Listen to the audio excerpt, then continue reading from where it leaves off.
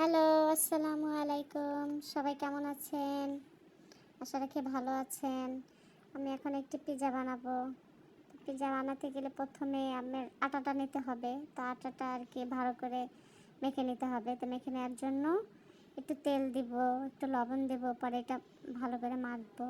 তারপরে পানি একটু একটু করে, পানি দেব না, যদিও আমি মিল্ক দিচ্ছি, আমি পানি দিচ্ছি না।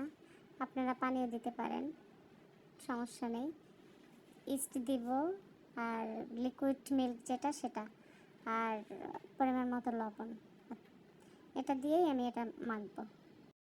হ্যাঁ, এটা ভালো করে মাখতে হবে। তো আমি মাখতেছি এই মুহূর্তে আপনাদের কাছে গিয়ে আমার একটি মানে পিজাটা কেন বানাচ্ছি কারণটা হলো, আমার বাচ্চারা পিজাটা খেতে চেয়েছে বিকেলের নাস্তা।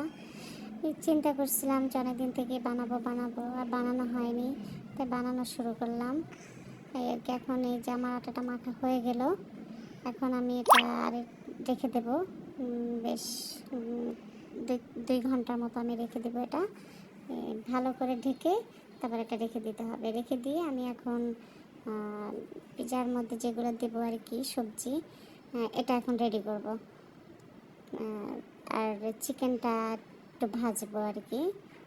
এখন এই চিকেনটা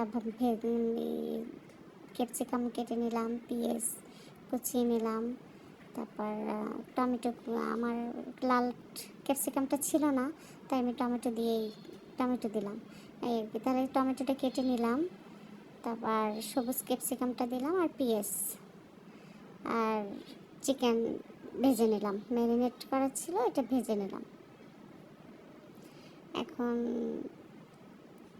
আপনাদের কাছে দেখাবো এই যে এখন আমি যেটা আটাটা ম্যারিনেট করে রেখেছিলাম, ঠিক সেটা এখন বেলে নেব আমি। এই বেলে নেওয়া হয়ে গেল। এখন এটার উপর আমি সস দেব। সস দেওয়ার পর সবজিগুলো সুন্দরভাবে এখানে বসিয়ে দেব।